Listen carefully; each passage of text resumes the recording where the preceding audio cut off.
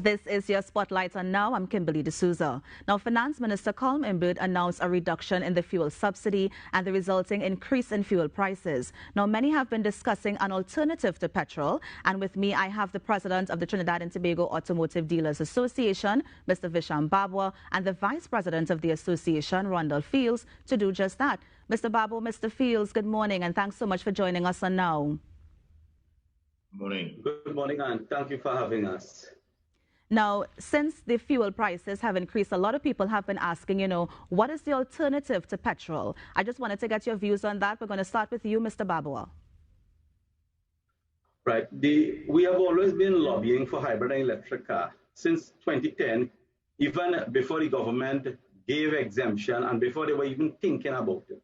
The government has always been on the drive before the statement was made by the Prime Minister that CNG would be obsolete. I have been saying that, and we have been saying that since 2011, 2012, around there, that CNG would be obsolete because no manufacturer is manufacturing car using CNG. However, they push that here, they push the agenda here, and they spend a lot of money with regards to CNG, and we can't really get the benefits of it for all the citizens because for 40 years we had it and nobody has gravitated towards it. However, we have done our homework and we started to import hybrid and electric cars because we saw the way the manufacturers were going. And this is the way the world has gone.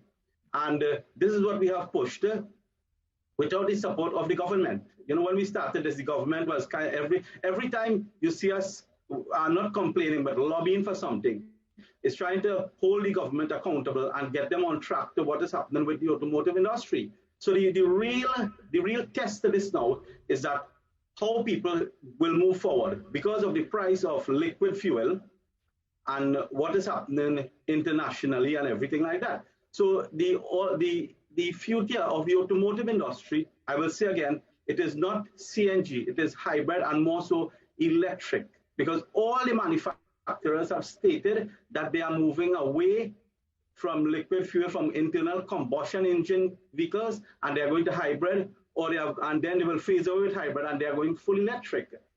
So when you don't have a vehicle manufactured with a combustion engine, you will be unable to use CNG fuel on it. So you will have no choice but to go the way of electric. No, Mr. Babwa, let's just back up a bit. So you're actually making a distinction between the hybrid cars and the CNG. What's the difference? Right. A CNG car is a hybrid car. It's just that it works with any car that works with two fuel, it's a hybrid car. Right? So you have a CNG hybrid and you have an electric hybrid. You have diesel hybrid also. Right? But the problem is that when the manufacturers move away from combustion engine, you will find that the CNG and even the electric hybrid, they won't be manufacturing that. Now, the CNG hybrid is not a vehicle that is manufactured by the manufacturer. They have maybe one model coming in this country that I would say CNG kit is being placed on it. But the manufacturers, all the manufacturers that are manufacturing hybrid cars, they are manufacturing electric hybrid vehicles. So nobody is manufacturing a CNG hybrid vehicle. And that is the difference between a CNG hybrid and an electric hybrid. Right. Now, Mr. Fields, I want to bring you in here. I wanted to get your thoughts on the minister announcement. I think he said by middle May, they are planning to waive taxes and customs duty on the imported hybrid cars. I mean, what are your thoughts on this? Is this, you guys are talking about making a step in the right direction. Is this the way to go about doing it? Yeah, of course. This is a step in the right direction. And I say, I think that I feel somewhat prophetic by this. We prophesy this, for lack of a better description, that this is the direction that we needed to go. In order to transition towards fully electric, we had to transition through hybrid. Many people would attest that we've been lobbying for the re-incentivization of hybrid. So yes, it is good to see that there's a step in this direction.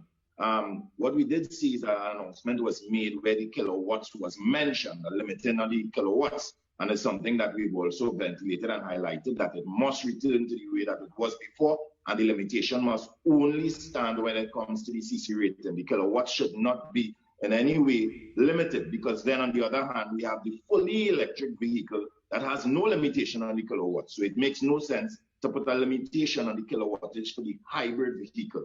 So it is a step in the right direction. However, we continue to advise this government. We have advised Mr. Babal before successive governments that CNG would fail, and it did become obsolete. So we're asking them and advising them to listen to our advice again. You understand? We're admonishing them to listen to our advice again.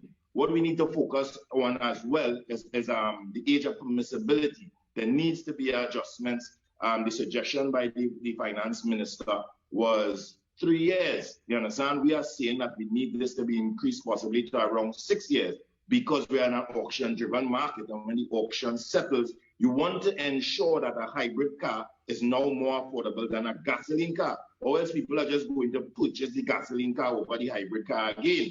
So these things are things that we want to advise. We also want to advise the ministers as well to look at the 7-seated hybrids. We're talking about taxi. You see, the first people who had an issue with the taxi drivers, they came out and said, well, hey, transportation prices are going to increase. Most of the hybrid vehicles and the e-powered vehicles that I'm hoping that they're looking at e-powered as well for exemptions. Most of these vehicles are 7-seated vehicles and the engine capacity is over the 1600cc requirement.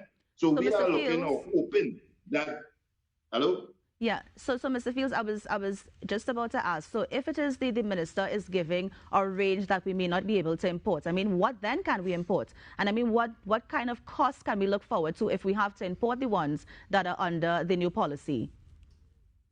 Right, well, you see, the thing is, it isn't a policy as yet, it's a statement that he's made. So that is why we are advising him that the kilowatts should not be utilized at all in part of the policy, or else you wouldn't be able to import some of the lower and more common cars like the Aqua and these kind of things. Plus, you also want a policy that is enforceable as well, not where you're going to have conflicting information from different suppliers and you can't guarantee what kilowattage and these kind of things.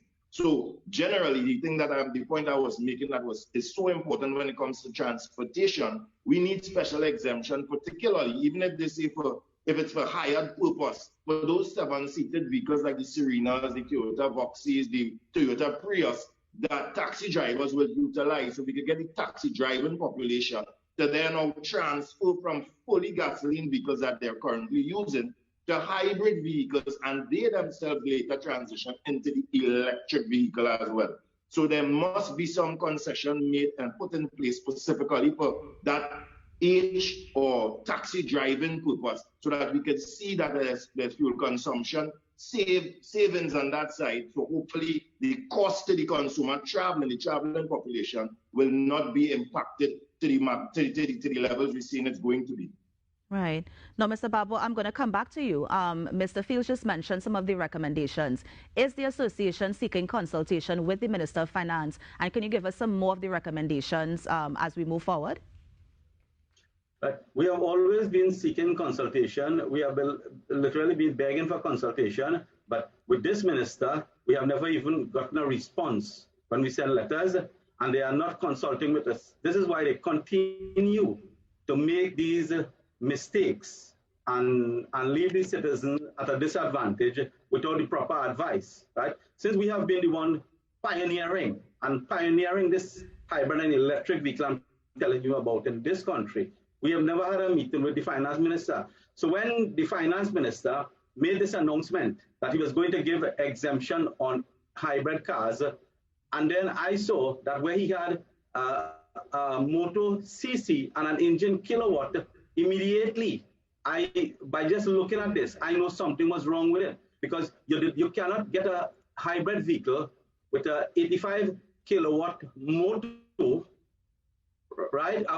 With a 45 kilowatt motor or a 78 combined kilowatt, that is with the motor and the engine. Now, for persons who might not understand this, is a kind of term. You could go into the vehicle technical data sheet and you can see the size of the motor and you can see the size of the engine, and then you could calculate the CC back to kilowatts, and then you could come up with a kilowatt figure. However, with hybrid vehicles, you are targeting the part that use the liquid fuel because of environmental issues and the cost of liquid fuel. So the electric aspect of the vehicle should not be considered when you are given an exemption, because you'll be defeating your own decision you have made with regards to electric vehicle, giving exemption on full electric vehicles. This is the electric aspect of the vehicles. So we weren't able to give a recommendation as such, but what I did, we have been saying it on the media, and we have sent in this many times to the Minister of Trade and various other ministries, that when you are given exemption, you need to give exemption that is useful. You need to give persons something that they can use. Under this, you will not be able to import a single car because there are no cars manufactured with a 78 combined kilowatts or a 45 single motor kilowatt. No, so Mr. Babu, we are saying here today again. Yes, Mr. Babu. Now, we only have a few minutes, but I wanted to ask as well, apart from importing, I mean, are we going to be seeing an increase in conversions where people might be converting instead? No, I don't know this conversion. Remember, conversion has been, this CNG thing has been going for 40 years.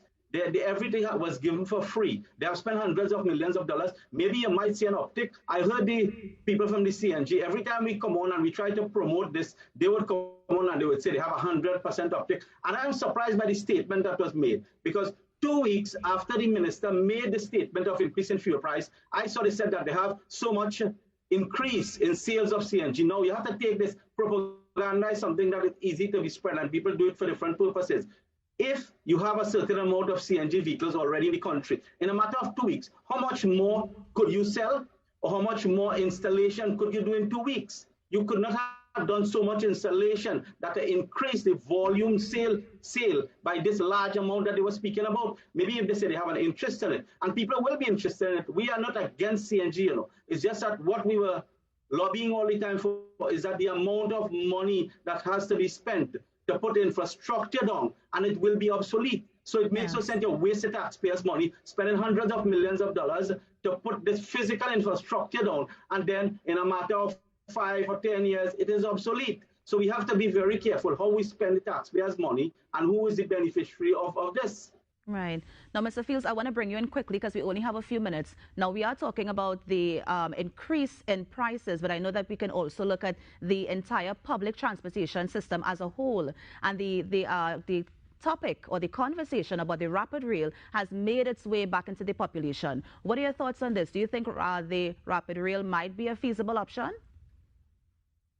I mean, anything to improve public transportation. I mean, I don't have any issue with it at all. I think people always think that the car dealer advocates are always against an efficient public transportation service. However, I think both can work hand in hand. In the first world nations, you see many car owners, and you see a very efficient public transportation service. Most people drive their cars to the train stations and then take them there.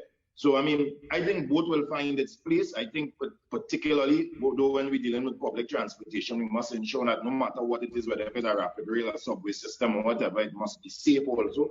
That's another social ill that we need to deal when it comes to culture, that no matter what service we provide, wherever we provide it, it's also a safe service, or else people won't utilize the service. Once these things can be guaranteed, I think hand in hand both will work together. Some people think that private transportation may go down. I don't think so. I think because in particular purposes, leisure purpose, if you have a rapid rail system and somebody wants to go to Maracas with their family, they're going to utilize their cars. If you have emergencies at night, they're going to want a private form of transportation to get there at 2 o'clock in the morning and not going to go in that train station.